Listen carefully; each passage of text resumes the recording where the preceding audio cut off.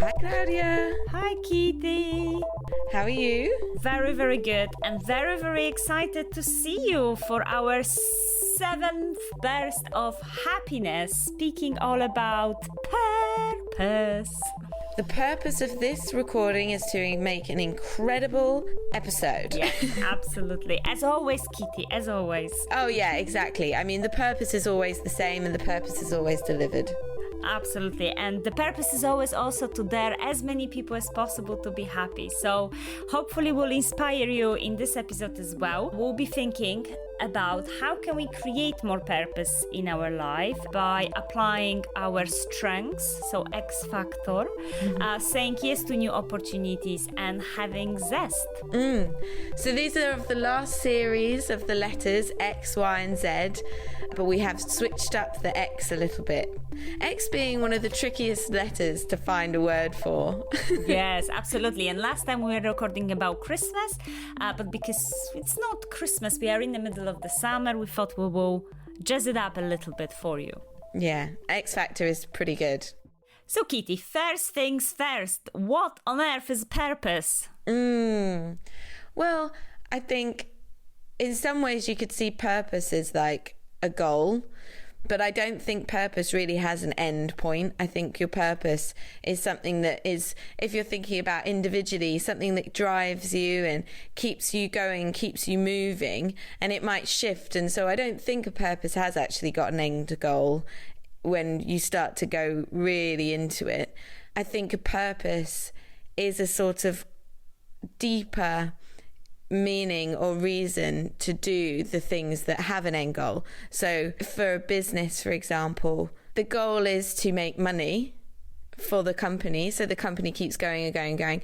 But actually, if you look deeper, the companies that work best, are strongest and last the longest have deeper rooted purposes. So whether it's equality or environmental purposes or strong teams and good core purpose, means that those businesses will be successful. But I think it's based in that purpose rather than will make money. Oh, I agree with you 100%, because it's about purpose. It's about that bigger why. Why do we do something? Why do we bother? Why do we exist? Why? But in research, actually, interestingly, purpose is defined as kind of almost a set intention to accomplish something that is meaningful to us and also has positive, bigger consequence on the environment and the world around us, which I really like this definition, because as you said, purpose does not necessarily have any specific boundaries. It can be very individual to us. It can be very individual to businesses, to communities. What gives me purpose may not give you purpose, and that's absolutely okay. And it's what really makes sense, and what matters is that sense of purpose, is that we finding it meaningful. Yeah. And why do we need purpose? Well, I think it's like what you just said, the meaning. If you're just going around ticking boxes to get things done, why would you continue to do those? They don't mean anything. There's no purpose to it. There's no reason to keep doing that. I've only just started reading The 7 Habits of Highly Effective People. And the first section of that, it does feel that it's very rooted in purpose, and it's sort of guiding me to write my personal mission statement and think about, on my deathbed, what would I be hoping people at my funeral would be saying about me. And for me, that sort of speaks to this meaning of your life and what your purpose is. It's not actually like checking off the to-do list of life of like, fall in love, have a kid, buy a house, all of these things happen or don't happen. What's the meaning of it? Yeah. Oh, I love that. So creating like a personal vision and almost like planning backwards. If I'm at the end of the life and I want to look at it, what would I be proud of? What would give me that purpose? What would give me that meaning? And that is actually very important to our well-being. So people who report having a high sense of purpose also report having high level of health benefits, overall quality of life, higher level of satisfaction and happiness. So purpose is one of the way that can help us to create more happiness and well-being in our life. Yeah, I can totally see that. So I think it's important that we spend some time thinking about, okay, how can we have more purpose in life? But I think actually that, media, I think they portray purpose a little bit in a kind of romantic way, as in, I don't know if you've been told when you were growing up that you need to find your calling, or the calling will find you, and one day wake up and you know what to do with your life. It's all crystal clear. But it rarely works like this. Yeah, that's all a bit of a fantasy, isn't it? But for me, that's like the opposite of what I described before, where that's really led by the end goal. It's like, my purpose is to be a Hollywood superstar. It's like, okay, but what you have to do all this stuff to get there, and what are you doing it for? Are you doing it because you want to make people happy? My purpose is to make people happy, or my purpose is to spread joy through acting. And then I think people's purpose can be their job 100%, but I just don't think it's an end goal, like a specific end to that as a purpose. Also, what happens when you do get there? Then where's your purpose gone? Because you've done it. And then what have you got left? Yeah. And maybe that's why at certain point, we have a crisis, middle-age crisis, or at different stages in life when we think, okay, so I've achieved all of this. That was my purpose for some time. And now what? What I'm going to do? So it's kind of coming back, as you're saying. And I really like that you're stressing that idea of the bigger why and the bigger kind of factors that motivate us. I recently went to Latitude, the music festival, and I discovered the amazing singer Liz Lawrence, and she had this song called Good Part, and in it she actually sings about purpose and calling, and she has the lyrics goes something like, I've been stood up by my calling, I've been at this bus stop all morning, don't want to go home, I can't face the ceiling, and there is nothing to make because I'm low on a feeling. And I really like this idea of that we can be stood up by our calling. It doesn't really show up on our doorstep. And actually, what we're trying, I think, communicate in this episode is we don't find meaning, we don't find purpose. It rarely kind of happen to us. We need to create it through our experiences. And hence, I have a very good question for you, Kitty. So, where do you find purpose? How do you create it in your life? Well, because I've been thinking about this manifesto for myself, and also because I've been arranging this big party that you know about, I think I find a lot of purpose in my friendships and connections. I also find a lot of purpose in my work, but when it comes to the people. So when I've not enjoyed work, it's when I'm sort of becoming a bit solitary or insular, just thinking about what I want for the business, and start to get into this thought process of what could be better. And then as soon as I start to think about the people within the business and work with them and lean into what feels quite natural to me, which is to like talk and be quite playful, I feel so much more meaning in what I'm doing rather than just trying to look at the next target or something. So I think for me, I find purpose in my relationships. Yeah, I mean, that's absolutely amazing. And I think absolutely, yes, that's amazing purpose, isn't it? As we said, purpose has no boundaries. It can be found in many different aspects of our life. I think I always feel like my purpose lies within learning. The moment I stop learning, that's when I stop being miserable. The learning for me can be in lots of different forms. It can be through relationships, it could be through completing challenging projects, but it's all about the learning. It's funny though, because I wouldn't have called it a purpose before having met you and had these conversations.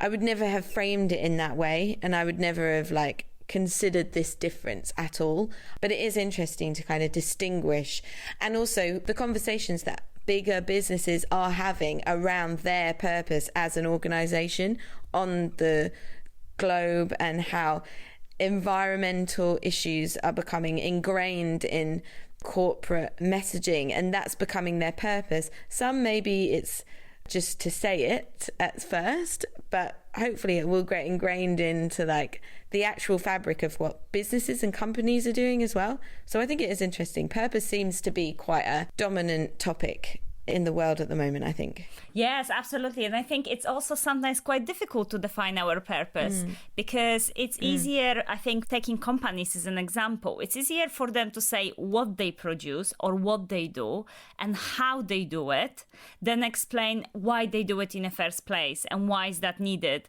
And now with so much attention towards actually social responsibility, they need to justify quite a lot why they're doing something. Because if it has negative impact on environment, on a society, then that's being challenged. And I think that shift is fascinating because for a long time, it was just good enough to say, this is what we do and this is how we do it. And then not even explaining, okay, but why? And are the kind of negative impacts we're having are outweighing all the positive impacts we're having? And now as a public, we are arguing with that. But as I said, it's not easy to find purpose. Rarely it shows up on our doorstep. So let's have a think of how we can create more purpose in our life. Coming back to that learning point and the X factor, as in what skills we have and habits we have, one way to find purpose and meaning is reflect on our current skills and habits and what our desire and future skills and habits are. And so in a nutshell of what would we like to learn? And the reason for that is that research shows us that we feel much more happier if we are applying our strengths and skills. So when we have that challenge, we're growing, we're almost achieving that kind of mastery peak of performance, and we're very much seeing how we're applying our potential and skill set, we feel happier and more satisfied. But also we are much more effective and innovative and engaged with what we are doing. Yeah, definitely. And also the idea of learning puts us into something called growth mindset. So there is a researcher in the field of motivation, Carol Dweck, and she distinguishes two mindsets. So she speaks about fixed mindset, which we believe our skills cannot be changed or improved. So we are gripped by the tyranny of now, she calls it. And our circumstances are limiting our potential learning and success, but mainly because we believe that we are fixed. That's it. That's who I am. Nothing more I can learn. On an opposite side, she speaks about growth mindset. So she believes that in this mindset, we very much say, well, I can learn anything. It's just a matter of time and my effort. And actually, if we think about it, our future then is limitless. It's based on power of yet. So, I don't have the right skills yet to do it, or I don't know yet how to do it, but if I wish, I can find out. You don't know it yet, you haven't done it yet, but there is a potential that will change. It's so nerve-wracking going into that space, isn't it, when you don't think you can do it, and then you panic and you overthink and you worry about what's going to go wrong. And what I try and think about is that the last time I felt like that, it was okay. So then you can try and step into that and that growth mindset in that way. So one way definitely to create more meaning and purpose and be happier is that idea of learning and growing. Whatever you choose to do, learn something new. The second, I would say, is what you already mentioned, is saying yes to new opportunities. And you were also speaking about the fact how much you like the change. And I think what's quite important with the purpose is that we need to spend time discovering our values and passions And I think one of the easiest way to do it is to try new things, because if you haven't tried something, you don't necessarily know if it's your preference. Is it important to you? Can you be passionate about that? That idea of yes. Have you tried something in the past that you were maybe not sure about, but actually provided you with unexpected sense of purpose? Well, in the past, loads of things. But even more recently, I wanted to tell you about the fact that I've said yes to doing a half Ironman. Wow! Yeah. And I can hardly swim. So you have to do a swim, a cycle, and then a run. And it's a half marathon at the end. It's a lot. And it's swimming for 40 minutes. At the moment, currently, I can hardly swim at all. I can do breaststroke for about 200 meters, and that's me gone.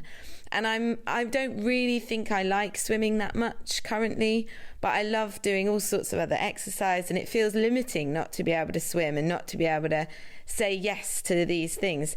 So a space came up on this half Ironman. It's in 2 months, and I thought I should just say yes to doing this. And already a whole new world has been opened up to me. So I've joined a tri club. I've met loads of fun people on that. I've been doing velodrome cycling with this cycling group, going on a group cycle with new people round the downs where I live.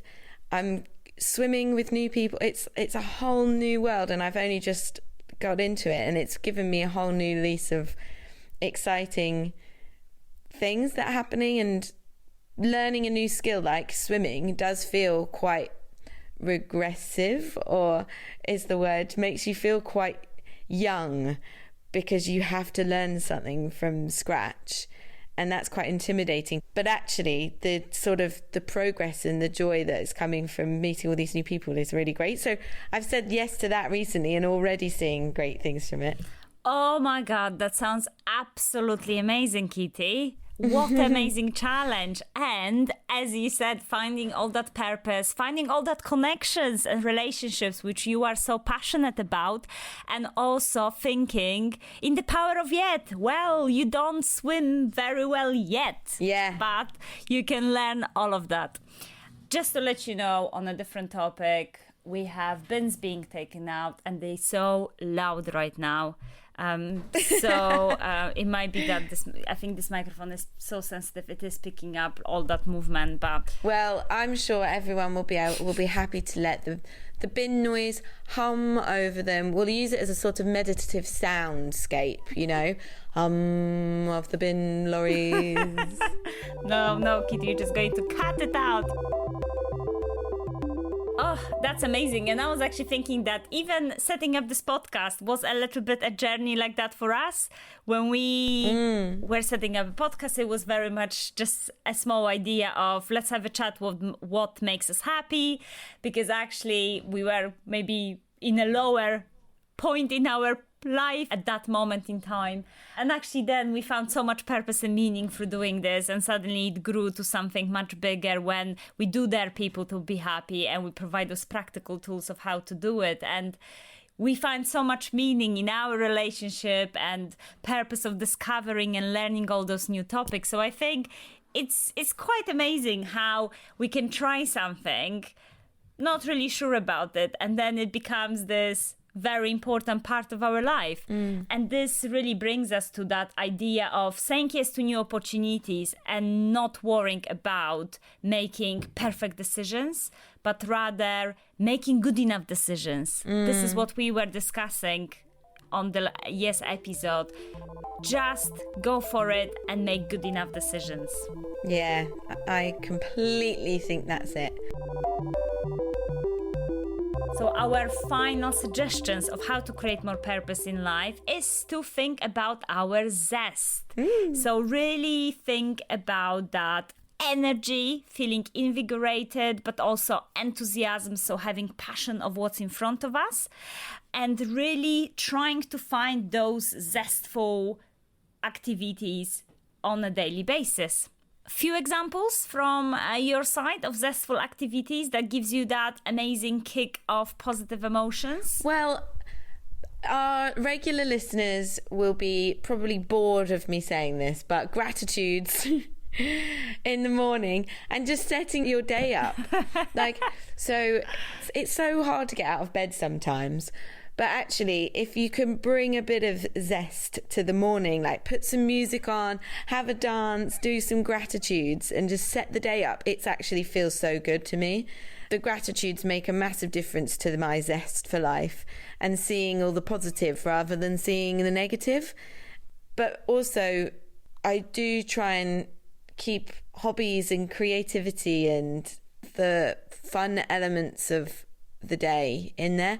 And you need to make space for these things that bring you joy, like fitness and painting and making clothes and doing creative things. Yes, and I just would like to point out how different I can imagine our mornings look like, because you're like dancing to music, doing gratitude, full of kind of this powerful energy. I'm just like, well, I'll do my yoga, I'll do my meditation, I'll write my morning pages. Actually, my zestful activities are quite still in the morning, and that's what it helps me to have energy for the day. So it's quite, again, fascinating how you can find zest and different type of energy in lots of different activities. But what's important about zest is that it spends time with other very positive emotions, such as empathy, kindness, gratitude, and resilience. So looking for those activities and incorporating them hopefully daily means that all these other emotions will follow. Kitty, we spoke about those 3 ways of creating purpose in life and meaning in life, and they are positive. They are very positive ways. But let's be honest, on many occasions in our life, the painful experiences bring us the most meaning. Why is that? I think probably you learn a lot. Again, coming back to learning. You learn a lot through painful experiences. You learn what you can put up with or how resilient you are, so you can look back and see that you can do it again when the next one comes up, that you'll be okay. Yeah, I really like that. It's this idea of trying to extract meaning from adversity and extract that learning, even if it's so distressful and upsetting and we're going through difficult times, trying to concentrate on that purpose within that and that learning. And actually research says that if we do that, then we'll be able to experience something called post-traumatic growth. So this idea of growing and improving because of the adversity that we are experiencing. But I think it's important to acknowledge that purpose can come in also those negative experiences. So what we're suggesting is to concentrate on all those positives, and we're giving these 3 ways of doing that. But what's beautiful about purpose, that it comes in lots of different forms and shapes. And as much as we're saying, yes, concentrate on positives, learn new things, say yes to new opportunities, and incorporate zestful activities in your life, still do pay attention to adversity and challenges that you may be experiencing, because they also can bring an abundance of purpose. Yeah. Oh, Kitty, so this is our last episode in the series 2, Bursts of Happiness. We came to the end of alphabet as always. There is always the end of alphabet. Why is that? Yeah. Why is that? The alphabet should be limitless. I mean, you say that, Klaudia, but we managed to have got quite a lot more episodes than the 26 letters in the alphabet. So I think if anyone can find a circular alphabet, it's us. Yes, and what a joy and fun it has been. Our next episode actually will be best of, and that best of is really dedicated to our fabulous Kitty Newman, who decided to say yes to other opportunities in her fantastic, exciting life, and she will be moving away from it happiness. Oh, but that's okay, because what it's going to do, Klaudia, it's going to open up all these opportunities for you, because and happiness is not stopping. Klaudia is going to take it to great heights. I know you are. And it's actually really hard to step away from something that we've made together, and we've built our friendship closer because of it. And we've made something really great, and I'm very proud of it, and I'm proud of what we've made. But time has come for me to step away and for you to do it with other new exciting people and make it even bigger and better. Yes, I know. And, I'm trying to take on the advice of what I've just said, finding purpose in adversity, but it still feels like a podcast breakout, Kitty. I know. It really does. It's a mini breakup. My heart is in pieces. My podcast heart is in pieces. It will take time to mend. But see, listeners, this is where true resilience is built, because I've been, feeling bad. And now I feel bad again, but I've built the resilience up to brush off this emotional abuse. Oh, no, it's a gentle mocking. You know how it is.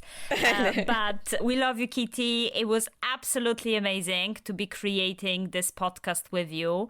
I know that has been amazing for me, and I'm sure it has been amazing for our listeners.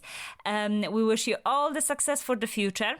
We'll miss you terribly, and in our next episode on Best Of, we can talk about what did you learn specifically, what would you recommend, and what kind of top tips you will take with you when it comes to your happiness. And we promise it won't be a half an hour just talking about gratitude. Yes, Kitty, you have to come up with new advice. I have to think of other favourites. Yes, you need to review our alphabet and find new favorites. And for the series 3 of Unhappiness, stay tuned. It will be all about In the Search of Happiness. And I am lining up some inspiring guests and inspiring people who will be sharing with us lots of exciting things about how we can find happiness. Oh, well, Klaudia, I will be listening, and I can't wait to hear how it goes. Okay, in meantime, whatever happens, we dare you to be happy. Bye. Bye.